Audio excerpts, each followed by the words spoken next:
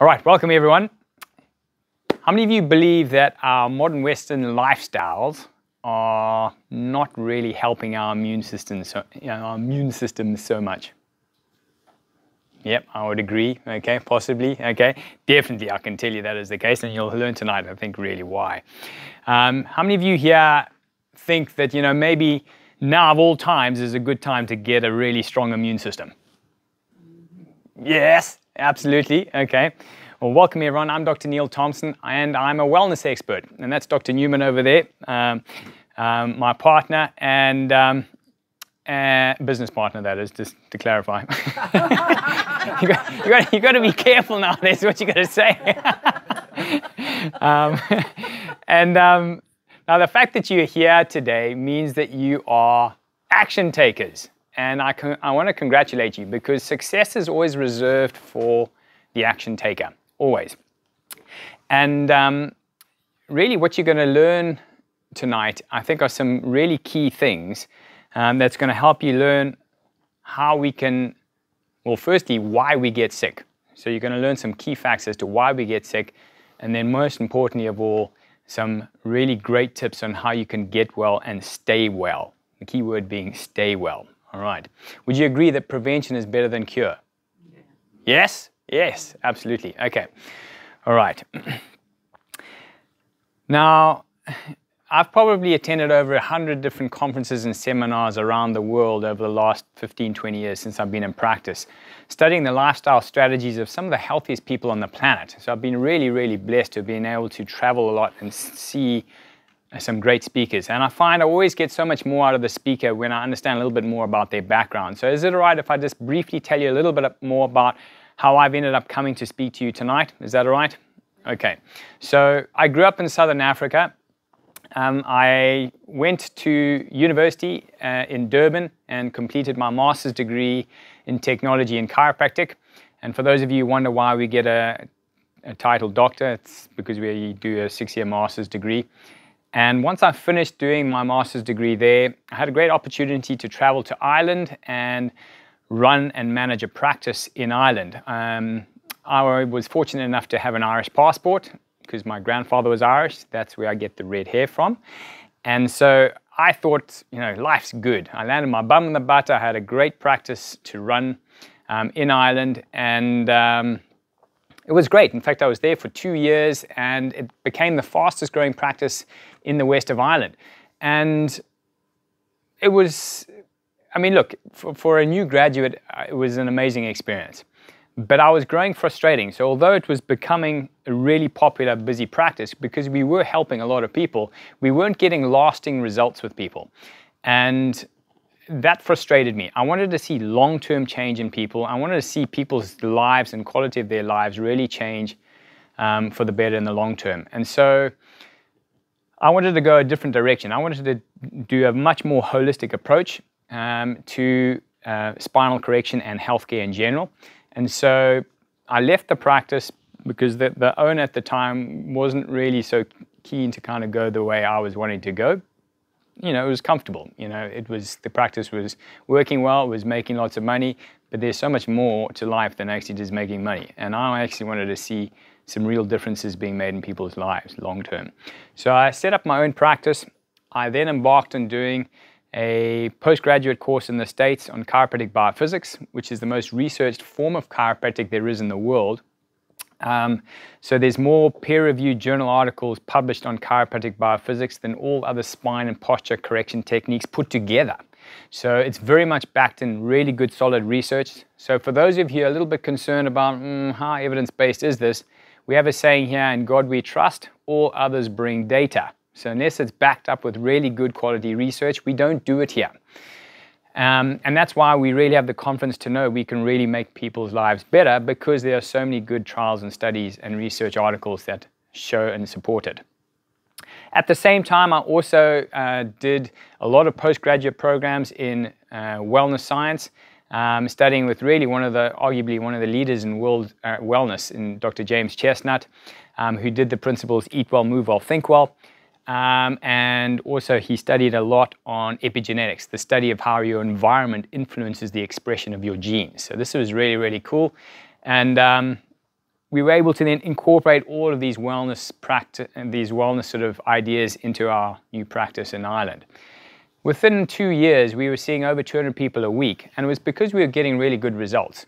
At about that time, I fell in love with my now wife, who wasn't Irish. She was actually the sister of my best friend from when I grew up. So yes, I know I've heard all the jokes. I married my best friend's wife. My best friend's sister, sorry. Yeesh, I'm coming out with some bad slippages, and it's being recorded. My best friend's sister.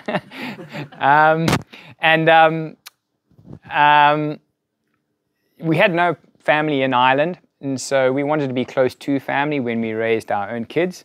I think those of you ladies here might be able to relate with that. And so her brother, which happened to be my best mate, was just moving to the Isle of Man at that time with his family, and so she was keen to move to the Isle of Man. So we came here. To be honest, initially when I was invited to come here potentially to scout Isle of Man out as a place to live, I was a bit reluctant because I thought, why do I want to go from one muddy wet island to another muddy wet island? Because I was kind of fed up with the Irish weather on the west coast there at that time. But when I arrived here, this place was beautiful. I mean, I just thought, I was expecting a sort of a small version of Ireland, but it's very different. And we fell in love with the place, and we thought this is a great place to set up a practice.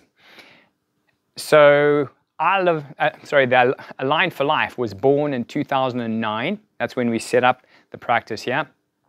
And since then, we've seen over 4,000 people through the doors here, and we've helped hundreds and hundreds of families get well, and their lives have radically changed. And it's because of these holistic principles that some of which we're gonna learn tonight. All right, so that's kind of my background, and I really want to make tonight as practical as possible, so you're gonna really get a lot of stuff that you can immediately take home and hopefully is gonna really be able to help you.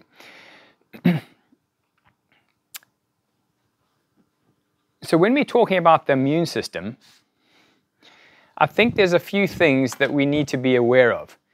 And that is, yes, we know obviously we want a nice strong immune system so that we can be more resilient against flus and even coronavirus and all the rest of it. But probably what a lot of people don't also realize is they don't make the connection with immune system dysfunction and things like cancer or autoimmune disease. Because what we're now understanding is that all your top research is now showing that these problems, autoimmune problems and cancers, are really as a result of a dysfunctional immune system. So we're talking about much bigger stakes than just coronavirus and flus and things like that. I mean, it's really going to affect your chances of developing serious long-term chronic illness if your immune system is dysfunctional. So we really need to get our heads around how important it is to get our immune systems functioning properly, and then also find out why are our immune systems potentially being compromised in the first place. Would you agree that those are two things we need to then establish? Okay, so why have I got a blank screen? It's odd. Weird. Okay. So this is one of our body signal talks that we do, how to boost your immune system in 21 days. And we call them body signals because we run one of these talks every month with a different topic. And this one happens to be immune system. And we call them body signals because essentially your body, when it's producing symptoms like recurrent flus and constant colds and you're constantly getting sick, it's your body's way of telling you something's wrong. You need to get this addressed.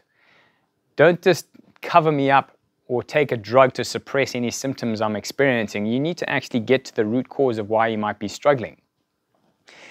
And so if you think of your health issue really as the part of the iceberg that's below the water, what you're experiencing is really just what is above the water.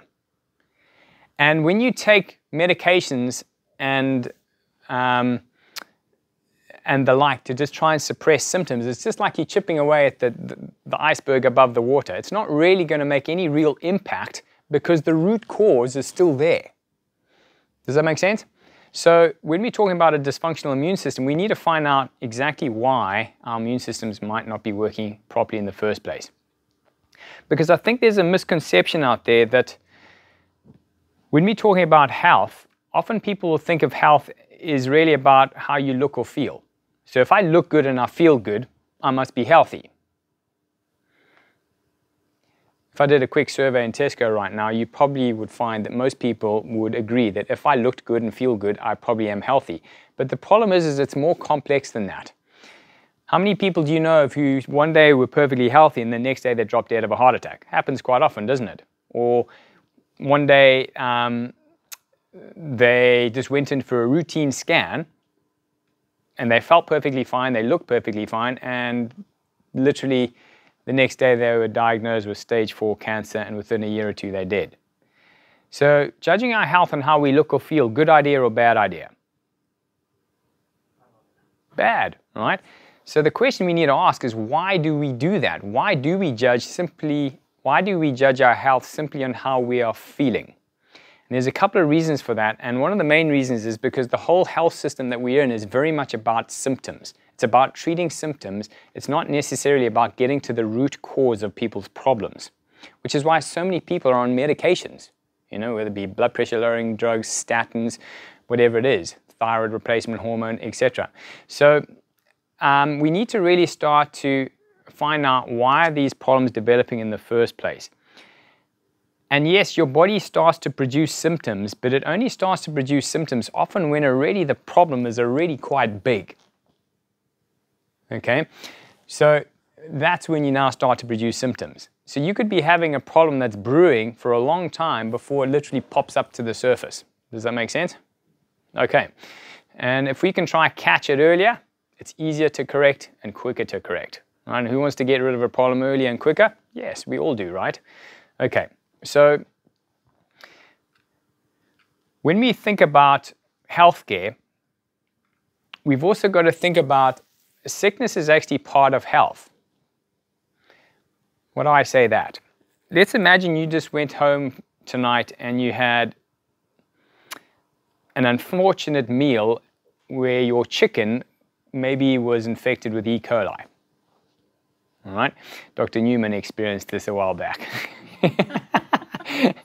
And literally within 24 hours, well, within 6 hours, you're vomiting and you're feeling awful, and you cannot keep anything down because essentially you've got toxic food that you've eaten. Now, is it an intelligent response for your body to try and vomit that out? Yes or no? Yeah. Yes. Okay. Is it pleasant? No. So just because you're experiencing unpleasant sickness symptoms, it doesn't mean to say it's not good. Your body has to do it given the situation it's been dumped in.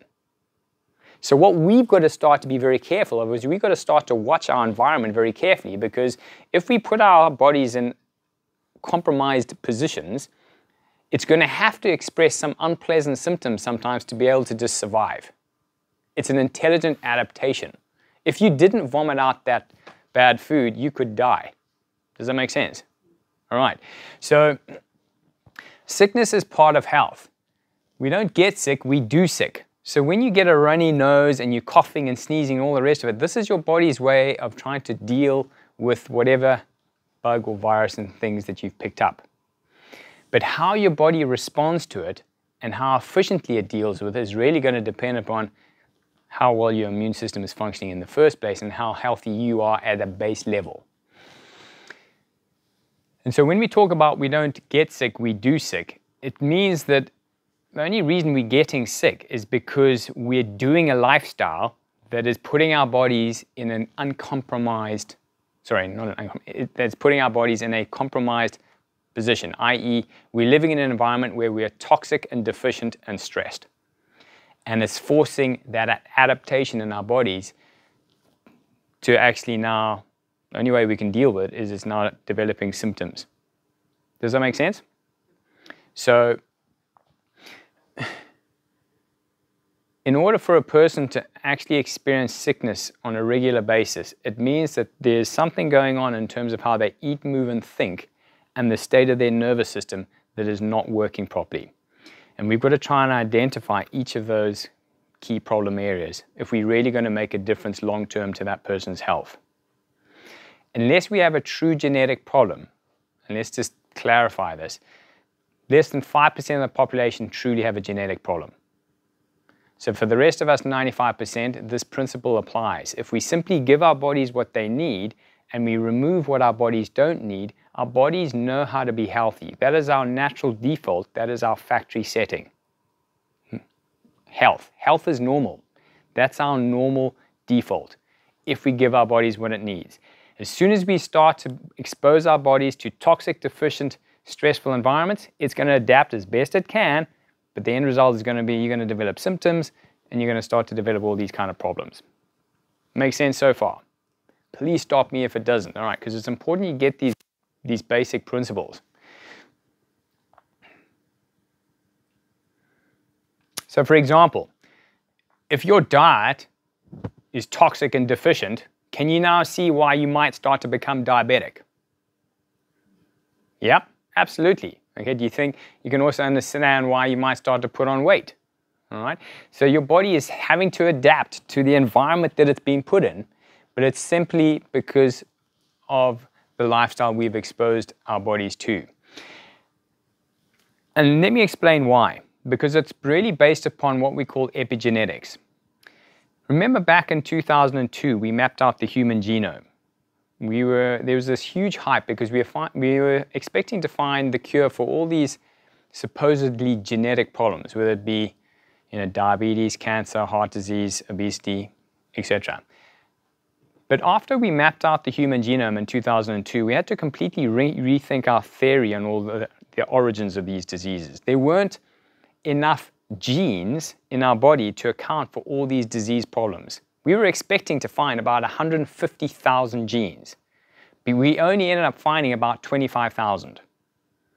So what we had to we now really had to rethink our whole theory on the whole thing. And really what we realized is that one gene could obviously express itself in a multitude of different ways depending upon the environment that it's put in. So if it's put in a healthy environment, it'll express itself normally, resulting in normal physiology and health. If it's put in a toxic, deficient environment, the gene will express itself abnormally, resulting in abnormal physiology, disease, and sickness. Okay, it's what we call epigenetics.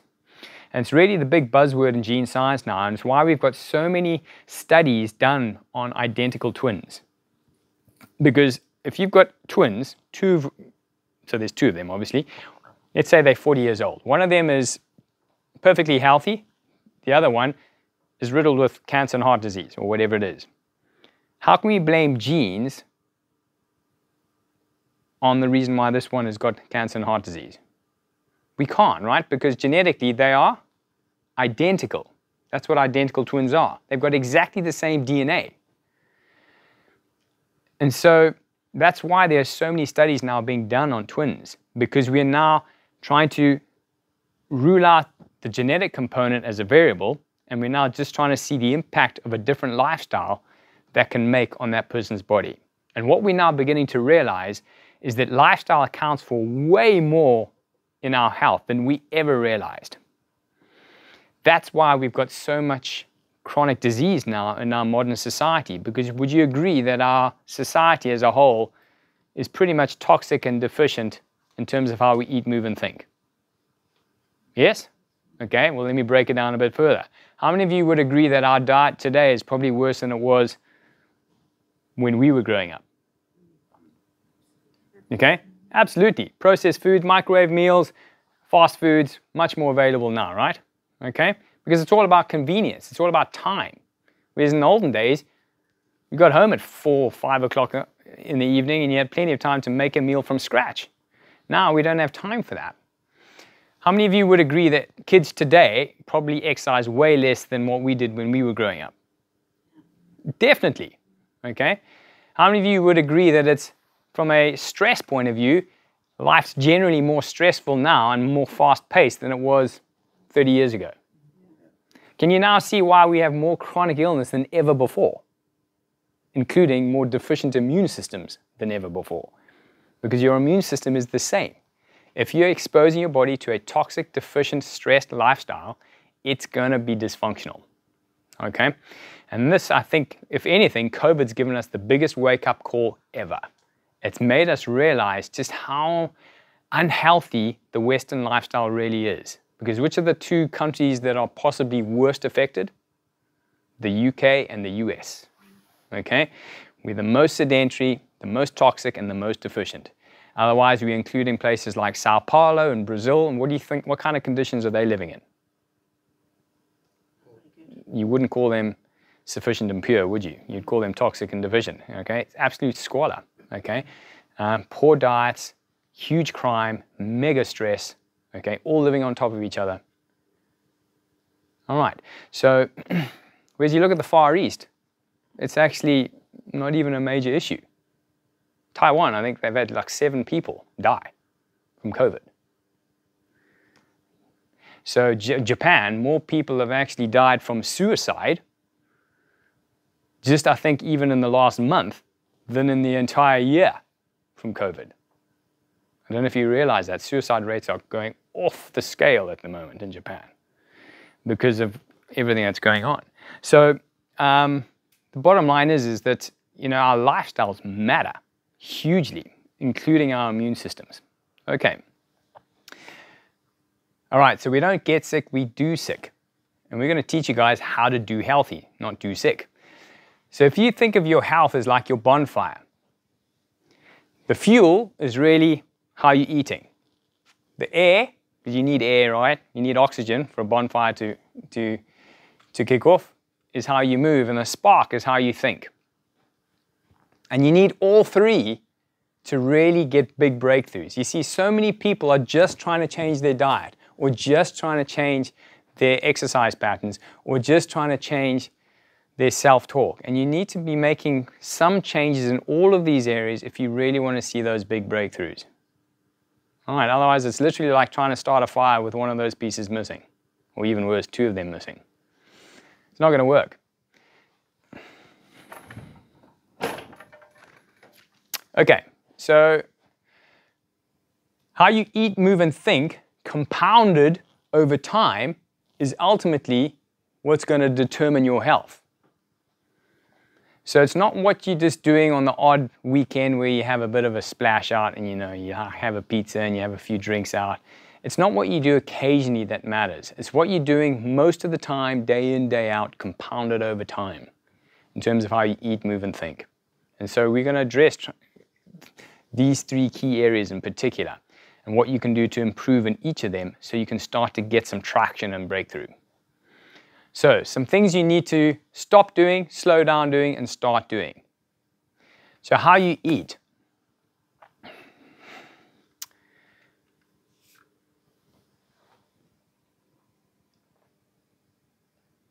Obviously, I think if you look back,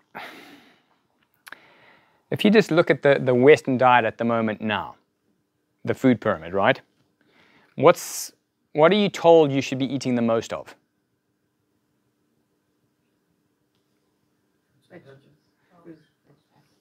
On the food pyramid, okay, you're answering correctly. You should be eating fruits and vegetables the most, but what does the food pyramid actually tell us? Carbs. What kind of carbs? Cereals and grains, right? Okay. Cereals and grains supposedly is what we should be eating the most of if we're following the food pyramid, which is still slapped up on so many different clinical places around the Isle of Man. I'm not going to go into too much detail. But I went the other day and I saw one in the GP surgery and my knees buckled. I thought, I cannot believe this is still being taught. The food pyramid, just so you know, came out from the grain and dairy lobbyists in the 1950s in the States. So they were trying to essentially encourage people to eat more grains and drink and or have more dairy, purely for business. That is how the food pyramid came into being. You can research it if you want. I'd encourage you to, all right?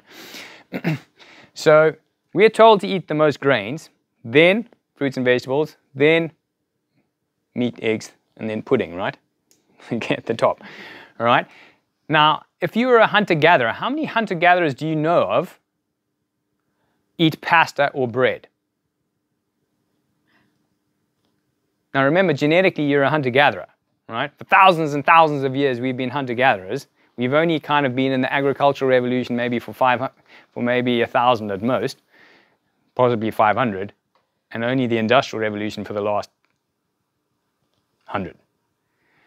So your genes are not used to being exposed to a diet that has got large amounts of grains. It wasn't worth a hunter-gatherer's time to try and walk miles and miles and miles to gather enough wheat stalks that were growing wildly, remember, because they didn't have huge fields of wheat with combine harvesters to harvest them all back then.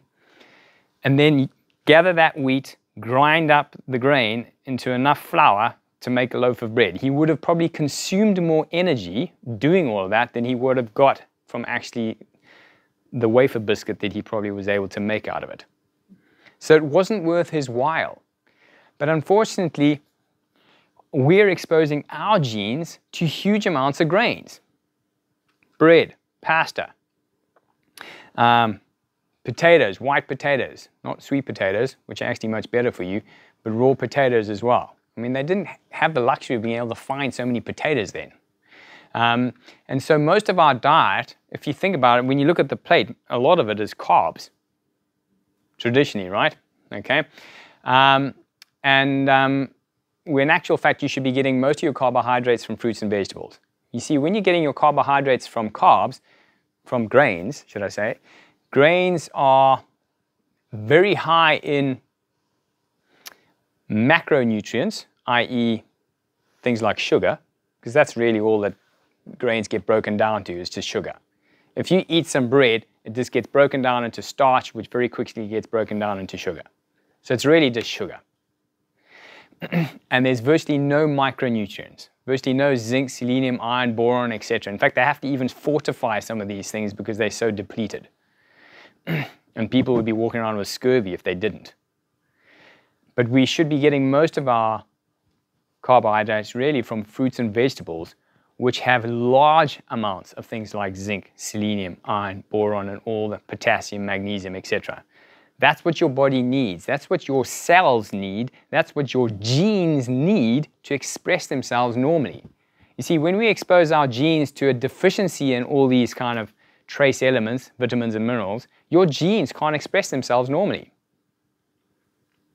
And as a result, disease manifests because you get abnormal physiology and disease. But when we expose our genes to these correct micronutrients and in the right amounts, now we're able to actually start to function optimally at a cellular level. And you're basically 30 trillion cells. As goes the health of each one of your cells, as goes the health of you as a person. So really, most of our required nutrients should be coming from fruits and vegetables. Cereals and grains should be to be honest, they're a luxury. Also, when you look about the food pyramid, it talks about dairy. Now, we're all told, well, dairy is so important for your calcium. That's probably one of the biggest cons of the century, because yes, there's lots of calcium in dairy, but it's not in a usable form. So your body cannot actually utilize the calcium in that format, and so it just excretes a lot of it. The best source of calcium for you as a human being is dark green vegetables. Broccoli, spinach, kale, things like that. Some of you are thinking, I don't know if I buy that. Well, if you just look at first world nations and third world nations, who has more osteoporosis, first world nations or third world nations? First world. Who do you think gets more dairy, first world or third world? First world. So how can we blame osteoporosis on a lack of dairy? We can't. Because those third world countries barely get dairy because it's expensive. They get most of their calcium from dark green vegetables. All right. Also, the problem with dairy is it's pasteurized. It's superheated. So it's denatured. When you superheat proteins, because that's what milk is really, there's a whole bunch of proteins in there. When you superheat protein, what happens to the protein? Denatures, you remember from the chemistry lab. And so it denatures into a protein that your body can't even recognize anymore. So your body now mounts an immunological attack against those foreign proteins because they consider them threats. And if you expose yourself to enough of dairy throughout your life, you will increase your risk of things like autoimmune disease and at the very least, inflammatory problems. Does that make sense? Okay? And you'll be probably constantly running around with sinus, runny nose issues because your body's having to produce the sinus and mucus to try and actually, because that's the byproduct of when your body's trying to attack various proteins. So one of the key things you could do to start to get healthy from a dietary point of view is reduce the amount of grains and reduce the amount of dairy. Try cut it out altogether. The only grains you should really have is oats or brown rice. Those are your best sources of grains because they're considered neutral. Most grains are very high in gluten, which are very toxic. Okay, so it's toxic to your bowel and your immune system. Really, the cornerstone of your immune system is in the bowel. We now think of the bowel as really the third brain. And so you want to protect your bowel as much as possible if you want a nice, healthy immune system. So you want to minimize the gluten. Also, unfortunately, the wheat nowadays that we eat is very, very high in gluten compared to back in the olden days, back in the biblical days, 2,000 years ago, because the kind of wheat we eat today has been hybridized because it's a short grain wheat now, because it's drought resistant, pesticide resistant. Farmers get a big yield on it. Unfortunately, the short grain wheat has much more gluten in it than the long grain wheat, which is what we used to grow 1,000, 2,000 years ago. Unfortunately, we can't really get hold of that anymore because it's been bred out. So we now have much more gluten sensitivity and intolerance problems now than ever before. And the more gluten you've got in your gut, the more your immune system cannot function properly because your probiotics in your gut are now not going to be able to perform as well. Also, grains are very, very high in omega-6 fatty acids, which are very inflammatory. So you're going to experience more pain, okay, and more inflammation throughout your body. Also, you're going to find that the grains are, because they're so high in sugar, one of the things you've got to understand about sugar is that, think of sugar like a blocker to vitamin C. So if your blood sugar levels are very high in sugar, so for most of your meals you're eating large amounts of grains, your blood sugar levels are going to be raised most of the time. If your blood sugar levels are raised most of the time, the receptor sites of your cells that normally bind to vitamin C, which is crucial for your immune system, those receptor sites unfortunately become blocked with sugar molecules because we now understand glucose has the same molecular configuration as vitamin C. So when your receptor sites bind to sugar, there's no more receptor sites left over to bind to vitamin C. And if vitamin C doesn't get into your cell, the cell's immunological capabilities are significantly compromised. Does that make sense? Sure? Okay, so minimize the amount of sugar. That's going to increase the amount of vitamin C uptake into your cells, which is going to boost your immune system. Which is why everyone's told, take vitamin C, take vitamin C. But if you're scarfing down loads of chocolates, biscuits, donuts, and all the rest of it, that poor vitamin C can't even get into your cells. So it's very important to cut down the sugar levels. And if you look at the UK and the States, who has more obesity than anyone else? UK and States. And those people in particular are particularly vulnerable to things like COVID and a lot of other viruses as well, by the way. They're much more susceptible to cancer as well. Okay, and remember, cancer also is a deficiency in your immune system. Okay, so how you eat is really, really, really important. It's huge. It's not just about how much weight you put on or not. It's really about protecting the frontline defense that you have against viruses, bacteria, and all other threats to your body. Essential nutrients. So things like, obviously we talked about the micronutrients like vitamins, minerals, trace elements, but also they include things like essential fatty acids. So omega-3 fatty acids are essential for your nervous system to function properly. Omega-6 fatty acids you do need, but you only need really about 1/10 of what we're actually giving it. And when you get too much of it, that's when you get these inflammatory problems. Your foods shouldn't be processed. You want to have whole foods as much as possible. So really, you should be trying to cook from scratch. If you're buying a food and it's got loads of different ingredients on it, on the package label, it's probably been highly processed. So try and stick to food where literally it's one ingredient. Cabbage, cabbage, okay? Broccoli, broccoli, all right? Try not to buy foods where it's all been processed, because the more you process it, the more deficient and toxic it becomes. All right, so this is what you should be doing. Unlimited vegetables. That's where you get your carbohydrates from, remember. Okay, energy. Abundant lean natural meats, some fruits, nuts, and seeds, and limit starch and no sugar. So when you look at your plate, you should be having, really, you should be thinking, where are the plants? Where's the protein and where's the fat? Fat, believe it or not, should be 20 to 30%. Remember the whole low-carb, high-fat diet? Sorry, do you remember the high-carb, low-fat diet is what they've been pushing since the late 70s and early 1980s. They've been telling people avoid fat at all costs. And basically what they were saying is have lots of carbohydrates, but make sure you don't have the fat.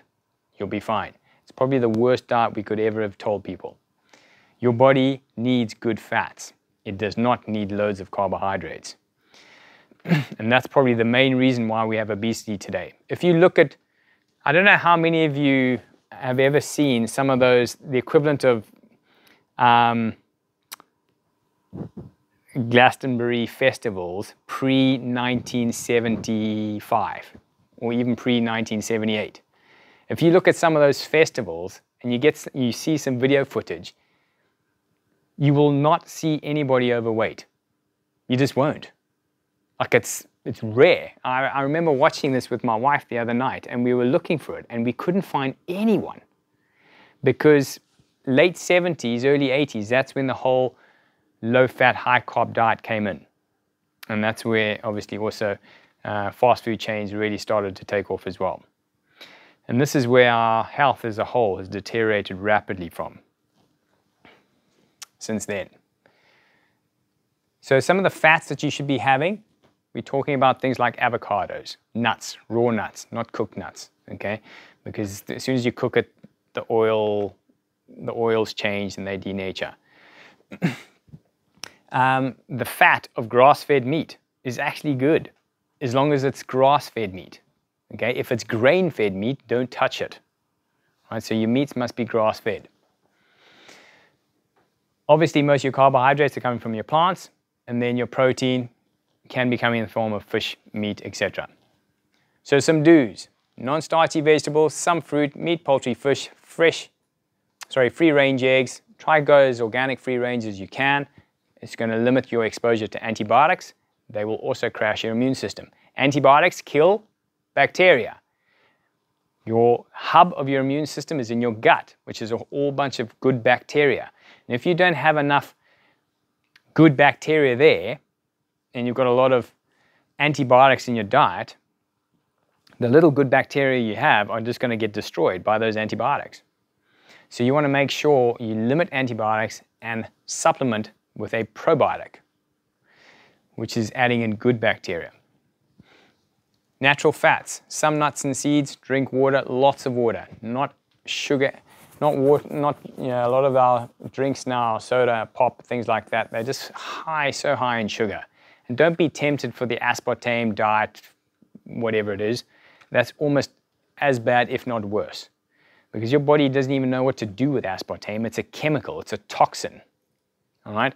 And the tragedy is when people take these toxins, they think they're actually not adding in calories to their diet, but your body has to now insulate that toxin, and the best way it insulates the toxin is with fat. So your body will not want to shed the fat because it's trying to insulate that aspartame toxin. Does that make sense? Yes, no? All right, okay. So make sure then that your drinks are just try to stick to your mineral waters, your teas, your herbal teas, and when you're having a coffee or an alcoholic beverage or a Coke or anything like that, try and limit that to 1 a day. Okay, most of your drinks should be coming from herbal teas or water. All right, so definitely keep away from refined carbohydrates, cereals and grains, sweeteners, bad vegetable oils, except these ones, okay? But don't go for palm oil. Obviously, it's so unsustainable. It's destroying the world's environment. So go for the avocado and coconut oils. Really good. When you cook, don't cook with olive oil. Don't cook with sunflower oil. Cook with sesame seed oil or coconut oil. Those are the best oils and most stable at high temperatures. And you're not going to get so many inflammatory oils then into your body, which is what sunflower oil is. It's very inflammatory. So if you just want to simply reduce your pain, reduce the amount of sunflower oil and omega-6 oils you're exposed to. Dairy products we talked to you about, soda, juice, and alcohol we've talked about, and sugar and immunity. We've talked about that as well. So when you talk about supplements, these are really what you want to be looking at. Omega-3 fish oil, because remember, omega-3s are anti-inflammatory, right? They're the opposite of omega-6s. You need lots of omega-3s. Think of it also as brain and nervous system food. So your nervous system is going to be able to function so much better. Probiotics. Let me just spend a little bit of time on probiotics, because there's so much research now coming through on the importance of a healthy microbiome that we now recognize that it's probably the single most important thing to your immune system, is having healthy bacteria in your gut. Did you know that we are more bacteria, virus, and fungi than we are human cells? How many of you knew that? How many of you are asleep? Let's stand up quickly. I can see some heads nodding. Stand up, stand up, stand up. Up you go. Eleanor, you can be all right. Right, I know you all nod. I can see the glazed eyes are coming in. This is too important, guys. You can't lose this stuff, okay? This is going to change your life, right? But you cannot nod off now. Right, stretch for literally 30 seconds. You can stretch for 30 seconds. Come on, move around. Movement charges up your brain, okay? The better your spine moves, the better your brain works. And the better your memory can work as well. All right. Do the YMCA. Yes, you can, you can do the YMCA. All right, you can sit down again. So, let's talk a little bit about good bacteria. All you really need to understand is that think of your gut like a war zone. If you've got lots of bad bacteria dominating only a few good bacteria, you're going to have guaranteed health issues. And the reason why you've got lots of potentially bad bacteria in your gut is because you're feeding the bad bacteria. The bad bacteria thrive on sugar, grains, right? And so this is a numbers game. You keep feeding yourself that, you're going to feed all the bad bacteria. They're going to grow in number. They're going to outnumber and then outgun the poor little good guys who thrive on fruits and vegetables, okay? The good guys also thrive on fermented foods. So the more fermented foods you have, the better. So things like sauerkraut, kefir, things like that, yogurts, all right? Also the good guys thrive on things like garlic, onion, okay, which is why those things are so good for your immune system, because your good bacteria thrive on them. So if you can get to a point where you're feeding your good bacteria so well, you're going to have way more good bacteria, and you starve the bad bacteria. You're not feeding it sugar anymore. The bad bacteria, their numbers are going to die off. You're going to now have a really strong immune system. Okay? So, because also we live in a world where unfortunately we're exposed to a lot of pesticides and chemicals, unfortunately they kill off the good guys. So we have to replenish the good guys all the time, because you can't live in a bubble. How many of you are living in the Amazon most of the time at the moment? Yeah, you wish. Yeah. So whether we like it or not, even if you're eating all organic all the time, the moment you walk down the street and some bus goes past and it spews out diesel, you're getting all of that into you, and it's killing the good guys. All right? If you eat an apple which is not organic, but you think, ooh, I'm eating one of my 5 a day, and it's non-organic, it's probably been sprayed 15 times with pesticide. No kid. All that pesticide bioaccumulates in your body, causing toxicity issues, killing off all the good bacteria and all the other stuff. Okay? The world we live in today, guys, we cannot avoid it. It is toxic. Even if you're going to be really careful, you're still going to get exposed to it. All right? How many of you are now touching surfaces which are probably sprayed and have been so hygienically cleaned with ammonium compounds? Quartz, they call them. Quartz-based cleaning products, get rid of them. Extremely toxic, and they are rampant in society at the moment because we are so determined to kill off any possible virus. But unfortunately, it's causing huge toxicity damage to you. So try to stick to more organic, biological friendly cleaners. Any ammonium-based compound cleaners, just try and remove them. Just to give you an idea of how damaging they are, laboratories where they're doing experiments on rats, they cannot have these cleaners come in there with these ammonium-based compounds because there are so many mutations now happening in the offspring of the rats. In particular, it causes neural tube defects. Neural tube is part of the developing spinal cord. All right, so just if any of your cleaning products, say ammonium-based compounds, or what they call quartz, I think it's QADS, quartz, or QATS. I don't know how to pronounce it. Just definitely get rid of that. Okay, so try to stick to your more sort of environmentally friendly cleaning products. Okay, and they're still as effective. All right. Okay, so take a probiotic. You need it. You preferably need to get a probiotic that is got at least 15 billion good guys per capsule and at least 5 different strains of bacteria. You don't just want Acidophilus or Bifidobacterium. You know, you need a gut that's got a huge array of different bacteria. Think of your gut like a beautiful field of flowers. You don't just want one flower. You want lots of different flowers. All right. Those of you who are also got a lot of bloating problems, you'll be amazed how much this is going to radically transform you. Okay, so you can get them here. They are available here if you want to buy them from here. You don't have to buy them here. We're not trying to sell you stuff, okay? But if you want a good quality product, you can get it here. But just if you're not going to get it here, make sure it's dairy-free, 15 billion per capsule, 5 different strains, right? Video, did you hear that? Thank you, all right? So whole food supplements, also key. Let me explain why. You are not going to get enough vitamins, minerals, and trace elements from even a really good diet now because the food is grown in commercially deficient soils.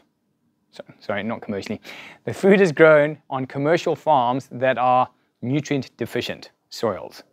Because when they fertilize soil now, they use NPK, nitrogen phosphorus compound, which makes the plant grow big, so you get huge big oranges and huge big tomatoes, but there's very little of the micronutrients in there, the zinc, the selenium, the iron, the boron, the magnesium, potassium, etc. Unless you're growing food in your backyard with manure as a fertilizer, you're going to be deficient in these key trace elements. And so you need to take a whole food supplement. And that is going to particularly ensure that you're going to get adequate amounts of these kind of micronutrients. Now, how many of you have heard that zinc is good for your immune system? Okay, do you know why zinc is good for your immune system?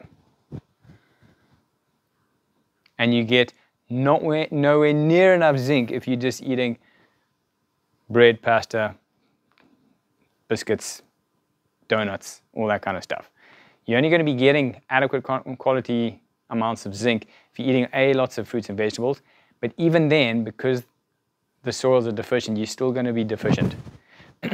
So the best way to get zinc as an additional supplement is in a whole food supplement made from whole foods. But the reason why zinc is so important is because your cells, when they have adequate amounts of zinc in the cell, viruses cannot replicate. How many of you have heard hydroxychloroquine is what they're trying to use for COVID? That's what they have been using. It's been one of the most successful treatments for it. It hasn't been broadcasted like it should have been because it's a cheap treatment. Anyway, I'm not going to go down that route now. But the bottom line is, President Trump, he got hydroxychloroquine. I think he probably had access to the best treatment possible. Do you think that's possible? Yeah. Okay, so you should be thinking, why is not everyone being given hydroxychloroquine? Anyway, thankfully, a lot of hospitals are now starting to treat their COVID patients with hydroxychloroquine. But hydroxychloroquine, they reckon now one of the reasons why it's effective, and just so you know, it's historically a treatment for malaria. But one of the reasons why they think it's effective in COVID is because the quinine in hydroxychloroquine, and quinine is what's used to try and treat malaria, the quinine is what enables your cells to absorb, guess what? Zinc. And zinc stops viral replication. But your cells cannot stop viral replication unless the zinc gets into the cell. And the quinine enables it to get into the cell. Does that make sense? So you need zinc. And sometimes if you want more zinc into the cell, you would be even benefit from taking a little bit of tonic water. How many of you like gin and tonics? Now, I'm not saying you load up the gin, but you might want to consider drinking a little bit of tonic water every day, okay? Because it helps get zinc into your cells. How many of you knew that? Well done, yo! I'm impressed, Robbie. That's very good, eh?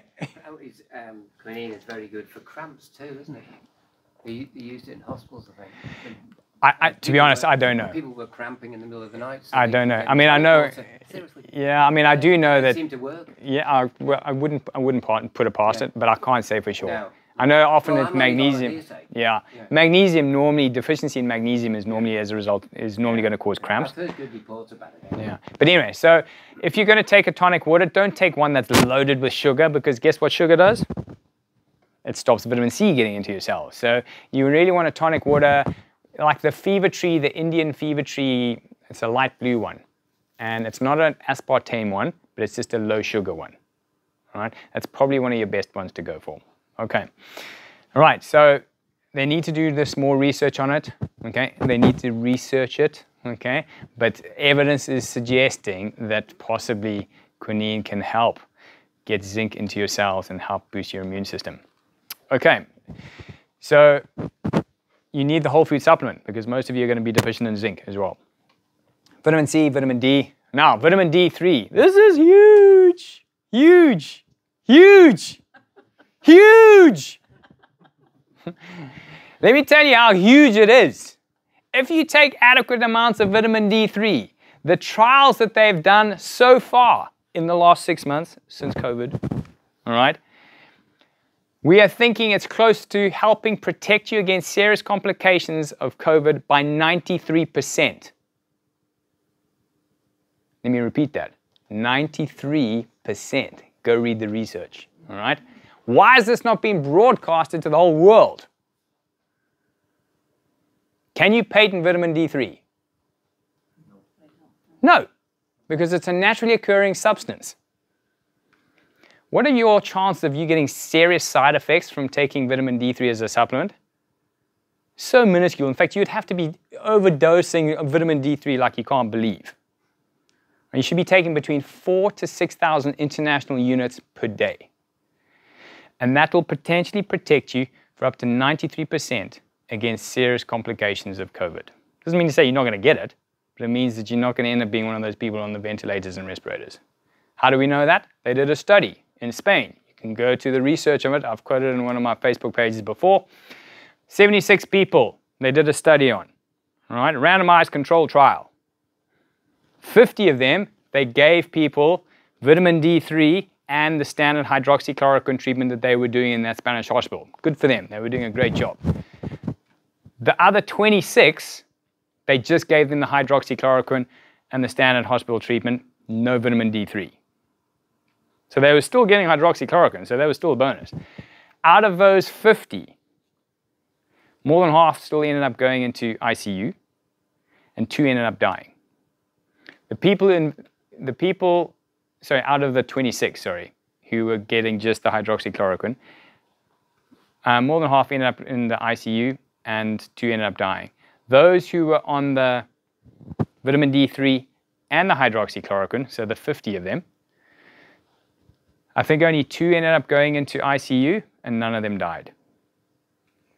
Basically, it translates into a 93% efficacy. There was another big study done in Indonesia where people who had less than 30, and I can't remember the units in their blood volume, less than 30 units in their blood volume, all of them died of COVID. Those people who had more than 50 units, and I can't remember what the unit is, but I'll have to look it up again, they had no deaths from COVID. So we know for a fact that, and this is just the latest 2 studies, but there have been lots of studies over the last 20, 30 years really on the importance of vitamin D3. And it's crucial for your immune system. And it's because I think so many people are deficient in vitamin D3 now because we work indoors so much of the time. Also, we're particularly vulnerable being in the higher latitudes because you typically get it naturally from sun exposure. Australia, pretty low COVID rates. Would you agree? Good quality of living, pretty good diets. They exercise a lot. Why do you think their COVID is so low? Is it because they were lucky? Are they closer to China than we are? Do they do more business with China? I can tell you they do. Okay? It's because their lifestyles are better. And one of the key things is they're lucky they've got access to sunshine. All right? So in the northern hemisphere, obviously we had a disadvantage there. So you can get vitamin D3 during winter from supplements. And the best form is from cod liver oil and or cholecalciferol, which you can get even from lichen. So please get onto a vitamin D3 supplement as soon as you possibly can. Tell all your friends and family, get onto it. Even Nicola Sturgeon started to mandate that everyone in Scotland be sent out vitamin D3 supplements. Good for her. I'm not saying I'm a Nicola Sturgeon fan, but I'm just saying at least she recognized that vitamin D3 is important.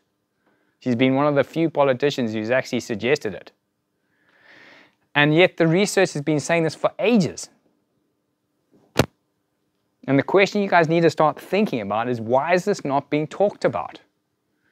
Because no drug company can patent vitamin D3. They cannot make any money out of it. All right, so, and you don't even have to worry about potential adverse side effects, okay, which you might have to worry about other alternatives that are being thrown around. Okay, so if you get onto these things, it's really going to protect you and your family. I can't recommend this. I promise you, I do this every day. My family does it every day. You know, we've gone through this whole period and we've been 100% healthy. And, you know, my daughter now, my eldest daughter is 10 years old, turning 11 actually. No, I lie. She's actually turning 10. My apologies. She's turning 10 in April. I'm a year behind here. And, you know, she's never been to the doctor ever. She's never needed to. It's not because we were mean and we let her suffer.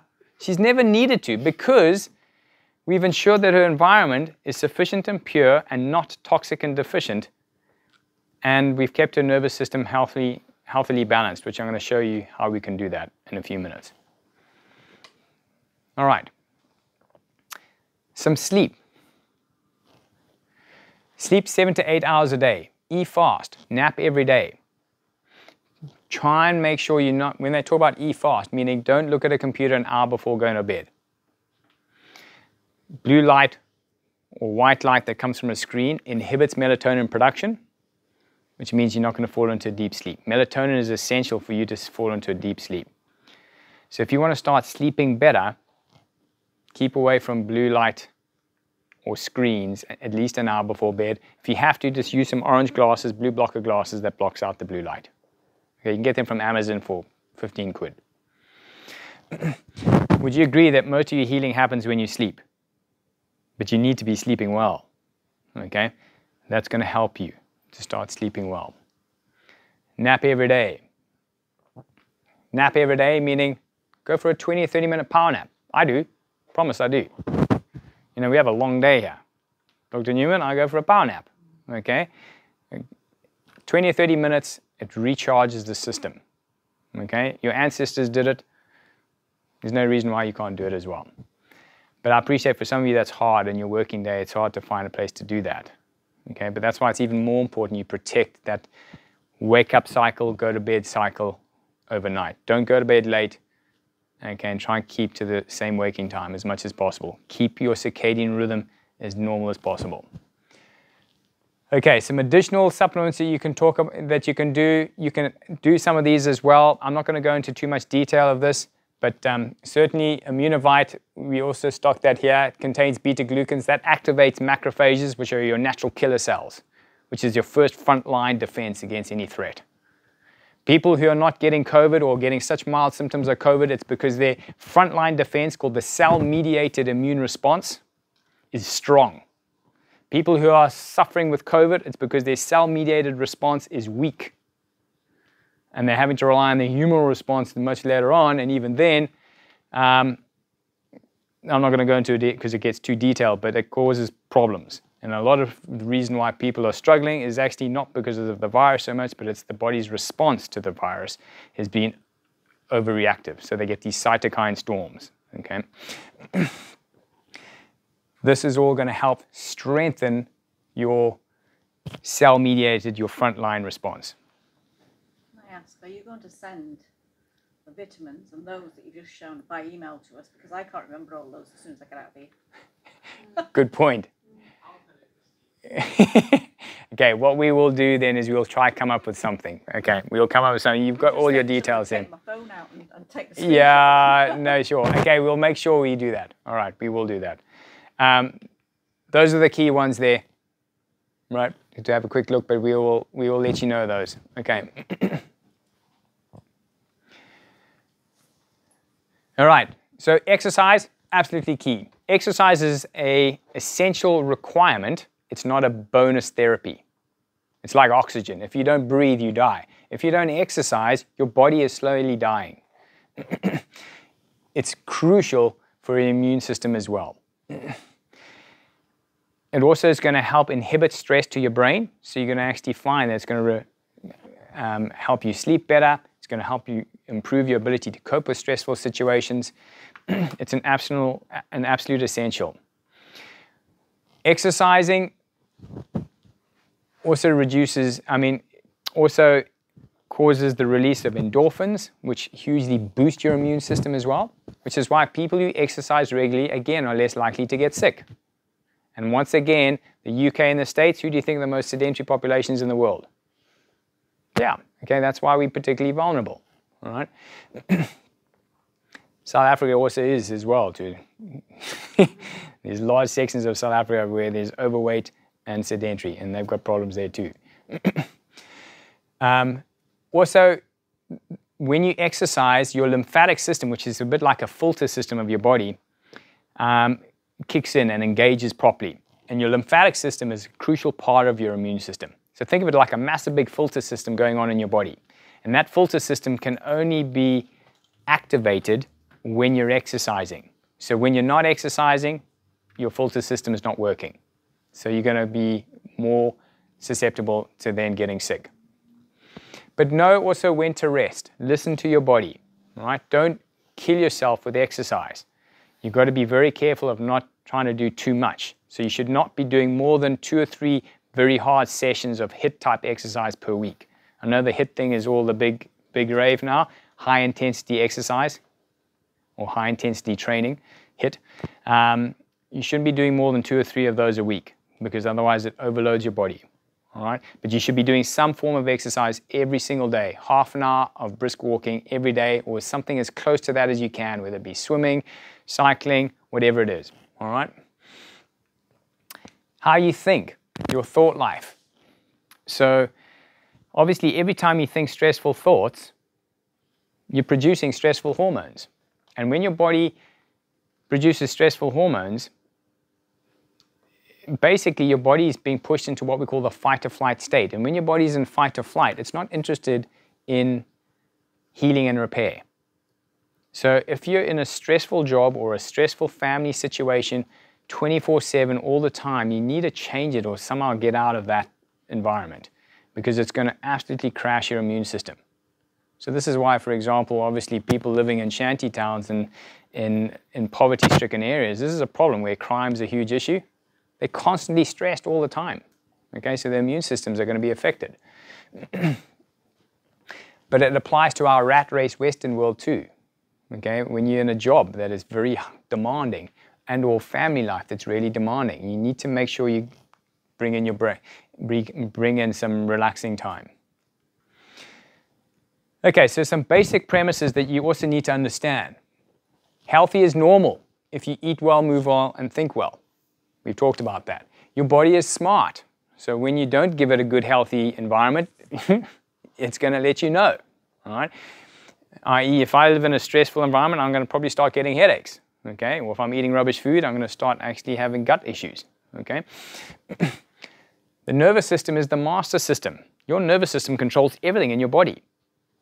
And your spine is the suit of armor that protects your nervous system. So if your spine is all out of alignment and your posture is all out of whack, how well is your nervous system going to work? Not so great, right? Remember, your nervous system controls your immune system. So we want as much stress off our nervous systems as possible. So if our spines and postures have got issues, our nervous system is going to be impacted. And I think we can all agree modern life is unnaturally stressful. And unfortunately, when we get exposed to stress, all these things happen. You know, your blood pressure goes up, heart rate goes up, muscle tone up. You get all tense, okay, which is why people start to get lots of aches and pains as well. Digestion is upset. Decreased serotonin, you start to feel depressed and bleak. Sensory system's up. You start to experience more pain than you should be. These are all fight-flight adaptations. Fear and anxiety goes up. Would you agree that there's a lot of fear and anxiety in the world at the moment? What do you think that's doing to our immune systems? It's crashing them. All right, so everything is upside down at the moment. Insulin sensitivity, you're more likely to start getting diabetic issues. Decreased HDL and increased LDL. So basically you start having cholesterol problems. Clotting factors go up, so you're more likely to develop stroke, heart disease. Sex drive down. So this is pretty much a poor quality of life, really. And that's what stress does. And there's really three key sources of stress: your thoughts, the toxins, the chemical toxins you're being exposed to, and the trauma, the physical trauma we're being exposed to. Because trauma is a physical stressor to your spine and nervous system, remember? Okay, so if you have a car accident or you fall off a horse or a motorbike at some point in your life, or even if it's just because you're looking at an iPhone, how many hours a day, or on a PC or laptop, 5, 6, 7 hours a day, how many of you would agree that's probably not healthy? Yeah. Okay, and this causes micro-trauma over time. Slowly over time, your spine starts to shift out of its normal alignment, which now starts to put direct pressure on your spinal cord and nervous system, adding stress to your nervous system. And so what happens then is you end up developing what we call subluxations in the spine. Basically, these are sections of your spine that are not able to move properly anymore. They become misaligned, and you get soft tissue damage, inflammation, spasms, nerve irritation, joint fixation, and elevated stress hormones. So if you've been nodding off, now's the time to wake up, because this is one of the key things that we've only just started to understand recently about the link between our spine and our brain. And this is it. Think of your spine like a generator and the brain like a battery. The better your spine moves, the better your brain gets charged up. The worse your spine moves, the brain starts to go flat. And your brain obviously controls everything, right? So you want a brain that actually is obviously well charged up. And what we're now starting to understand is when the spine is no longer moving properly, it actually means it creates huge stress to the brain. So even though you might not consciously be feeling stressed, at a subconscious level, you're going to have a stressed brain. And when your brain is subconsciously stressed, what happens to your immune system? Deteriorates. So if you have a part of your spine that's not moving properly because of an old injury that you had 20 years ago, and it's stuck and it's just a bit stiff, that's causing constant 24-hour, 7-day-a-week stress to the brain. Causes stress hormones to be produced all the time, which will also then affect lots of things, including your immune system.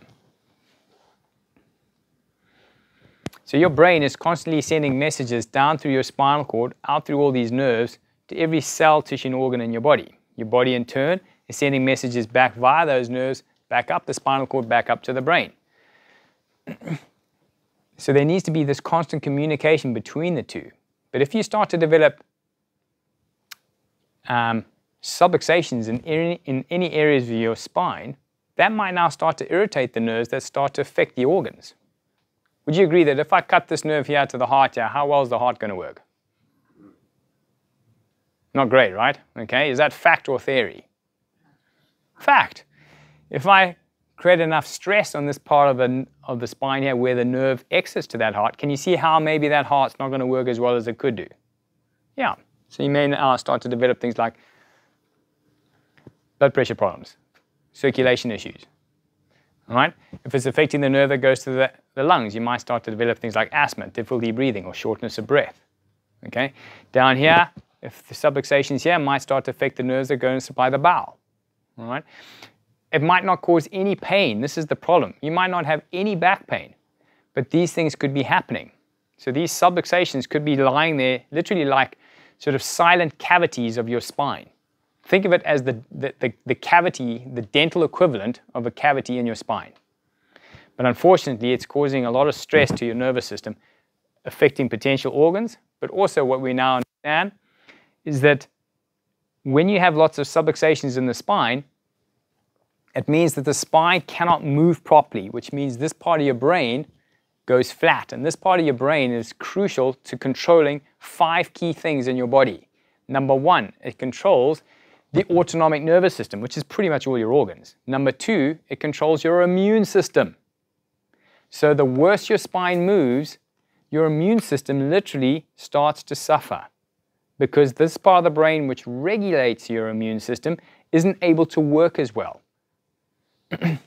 It also controls inflammation, so you're more likely to experience pain and inflammatory problems.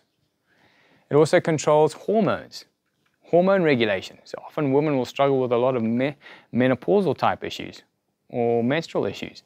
It also controls high cognitive function, focus, concentration, memory, and learning.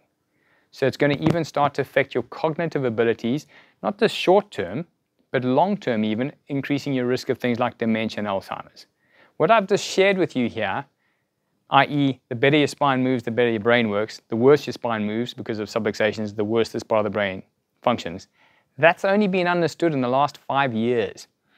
And this is really important stuff for us to know. And this is one of the reasons why we're starting to see so many problems in people as they age. It's not because they're getting old. It's simply because they're accumulating so many subluxations in their spine because of their unhealthy postural habits, lack of exercise, and or traumas that they've had in the past, or emotional stresses that have literally caused them to tense up all the time and literally starts to pull the spine out of alignment. If we're exposed to lots of that physical, chemical, and emotional stresses, we're going to have a spine that's not moving properly, full of subluxations, the brain can't work properly, and now all those 5 key things are going to start to potentially be affected, one of which is your immune system. Okay, so the state of your spine is huge. It's not just about limiting back pain, neck pain, and headaches. That's just the tip of the iceberg. All right. So how do you know if you have any subluxations? Well, we can palpate, we can feel for where they're at. We can look at your posture. Posture normally is the window to the spine. Postural abnormalities are normally the earliest indications of subluxation problems, which is why people inherently know that bad posture is not good, because they know it's obviously doing something bad. Well, it is. X-ray is obviously a really good way of being able to measure what's going on. We can see exactly where those subluxation issues are, and also we can do EEGs where we can measure brainwave patterns, So we can actually measure the brainwave stress, and also we can do heart rate variability studies, which actually tell us how well the brain is communicating with the body. So we can tell straight away if there are any communication problems between the brain and the body, which unfortunately is what subluxations will create. The brain-body now then can't communicate properly. All right, so in addition then to improving our lifestyle in terms of how we eat, move, and think, we mustn't then forget about improving the state of your spine and nervous system. And so you want to definitely make sure that you start to get your spine adjusted or at least checked for subluxations at some point in your life. This really could make a huge difference. We want to make sure we break those bad postural habits, okay? And on a daily basis, start trying to do some what we call spinal hygiene exercises. Okay, so I'm very quickly going to show you just a couple of these now. If you wanted to stand up for me, because you're all starting to nod off again. We're almost done, so don't worry. But this is important, we kind of just cover this. So every day you want to try and do what we call the yes, no, I don't know exercises, where basically you're trying to go through the range of motion of all your spinal joints in all different directions to keep mobility there. All right, as best as possible. Now, it's not going to get rid of subluxations, but it means then that if you're doing these after the subluxations are removed, you're less likely to resubluxate, okay? So when you do the yes part of the exercise, we're just going to start with the head and neck first. You're going to just take you're going to start at neutral. You're going to take 10 seconds to get to end range of motion. Now, I'm going to speed this up just for the demonstration of the video. You're then going to hold for 5 seconds, chin to chest. That's at end range. Then you're going to slowly come back up to neutral. And then you're going to slowly extend back as far as you can. Take 10 seconds always to get to end range. I know we're speeding it up just for demonstration. But then you're going to hold for 5. And then back to normal again. And I want you to really visualize and think about each vertebra moving one on the other. You're then going to turn your head to the right. So this is the no part. 10 seconds to get there, hold for 5. Then you're going to go back to neutral again. Slow and controlled when you go back to neutral. Then turn your head to the left. 10 seconds to get there, hold for 5. And then slowly back to neutral again. You're then going to do the I don't know part, which is this part, which obviously you're going to do slow and controlled. You're going to tilt your ear to the shoulder. Hold for 5.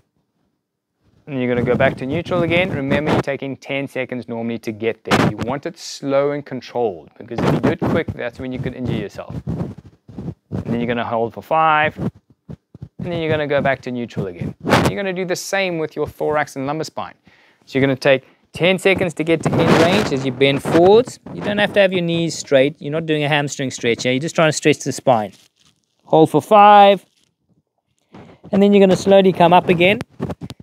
And then you're going to extend back, all the way back as far as you can. And hold for 5. Oh, this is great. All right, I needed this, thank you. And then you're going to turn to the right. Okay, 10 seconds to get there, hold for 5. And then you're going to turn to the left. 10 seconds to get there, hold for 5. And then you're going to hear about cricks and pops there. You needed that one. Okay, and then you're going to lean to the left as far as you can. Hold for 5 seconds. And then you're going to lean to the right. And you're going to hold for 5 seconds. All right? Okay. So, yeah, I mean, I was taking about 3 or 4 seconds to get there, but make sure you take about 10. You'll get an even better stretch. And that's essentially what we call the yes, no, I don't know exercises, or otherwise known as the spinal hygiene exercises. Think of it like spinal flossing, okay? You all look after your teeth, right? What's the worst thing that's going to happen if you don't look after your teeth? They're going to fall out. What's the worst thing that's going to happen if you don't look after your spine? It's a lot more serious, eh? You're pretty much almost dead, okay? So I think it's pretty important that A, we get rid of subluxations, and B, we then look after our spines to minimize the recreation of new ones as much as possible. But you're never going to get rid of it completely, because stuff's always going to happen to you. All right, take a seat, guys. Okay, so what to do when you're already sick? Rest. No strenuous exercise. Sleep as much as possible. That's when your body needs all its energy to just boost the immune system now. Get extra spinal adjustments. Why? Because remember, movement of the spine, especially when you get rid of those stuck parts of the spine that are not moving properly, gets this part of the brain working better. When this part of the brain works better, it helps regulate your immune system better. Limit or avoid stressful situations. No sugar and drink lots of water. Simple nutrient-dense foods, broth and soup, vegetable-based smoothies are great. Supplementation, keep going with those key supplements that I talked about. Okay? And give your body the time and take action. Just to give you an idea of really what can happen when you start to get rid of subluxation problems in the spine and how this can potentially affect all sorts of positive things. And in this particular person, for the first time, he was not getting sick with colds and flu. He was always getting colds and flu prior to starting care here. This is what he looked like. This is a side view of his neck. So this is the back of the neck. This is the front of the neck. He was also getting headaches and neck pain, right, which is what he came in for, all right? Because just, you know, chiropractic doesn't claim to cure anything, by the way. Okay, all we do is we just remove subluxations. When we remove subluxations, all these cool things happen to the brain and nervous system. So he came in with neck pain and headaches. Not only did those go away after 3 months, which is when we retook his x-ray here, but also for the first time in 3 months, he hadn't got sick. And he was in his late 20s. He literally was constantly getting sick all the time with something. Basically, what we're looking at here, when you look at a side view of the neck, you should have a nice curve in the neck. And his neck was actually bending the wrong way because of multiple subluxations here. So we started to get that neck into a better curve. At least now it was straight at the top, not bent the other way. So he wasn't 100% fixed, but it was already good enough to have improved his problems substantially. Okay, so it's just to give you an idea of what really can happen when you start to address the spine as well as doing all these other things. So you might be sitting there thinking, well, I wonder if I have any subluxations. And so what we are doing here as part of our body signals, we always just give an opportunity for people to get their spine and nervous systems checked out. So if you're wondering if you have any subluxations, you know, we've got a special offer for you here. You may have seen in your little voucher. Normally, we do a full consultation and examination and history, which takes about an hour. And we'll also do a full set of x-rays if we feel it's clinically indicated, if we suspect there's some significant subluxation problems there and postural problems. We'll then bring you back for a report of findings. And at that report, it'll take about 45 minutes where we'll go through in detail any subluxation issues and postural issues that we find. If we do find anything significant there, we'll let you know, and we can and then you can have a look at the options of how you can get that sorted out. Normally it costs £160, but because we try to always reward action takers, which you guys are because you've come here tonight, it's only going to cost you £80. So it's essentially going to take 50% off. But I appreciate, though, that cost is only one of the obstacles we face with our clients and or the public's health. A great doctor once told me, Neil, the biggest problem in healthcare is actually procrastination is the thief of health. Procrastination is the thief of health. After all you've learned today, if you want to start to really make a difference to your health and start to also try to get that immune system working better, implement those things I've shown you. But also take advantage of this opportunity to get your spine checked to find out if there are any subluxation issues there as well. Because there could be something there that could be making a big difference and constantly be causing stress up through your brain, and you'll never know what that is unless you've had it checked. So our job really is just to highlight blind spots that you might have. We never force anyone into care. It's entirely up to you to decide whether you want to do any care if we find anything there. But at least you now are going to be aware of anything that might be there. Okay, so if you want to avail of that offer, just come speak to either myself or Dr. Newman afterwards at the front desk, and we'll just take your name down. We'll take your contact detail. You can make your payment tonight because it's only available for tonight. It's not fair for people who walk into the clinic tomorrow because they'll be paying normal 160 rates. So if you do want to avail of this special offer, please just speak to us tonight, and we'll get you booked in tomorrow once we've phoned you up. So we'll just take your name and number. We'll take payment today, and then we'll get someone to phone you tomorrow to sort out when you want that assessment done. It'll probably be within the next month though, okay? And also we'll then book in your report as well. All right. So those of you who've got any burning questions and you need to ask me anything afterwards, I will be available also as well just to take a few questions. But otherwise, have a good evening, and thank you for coming, and take care. Hopefully that gives you some things you can start to work on immediately, even if you don't do anything from a spine point of view. Bye now.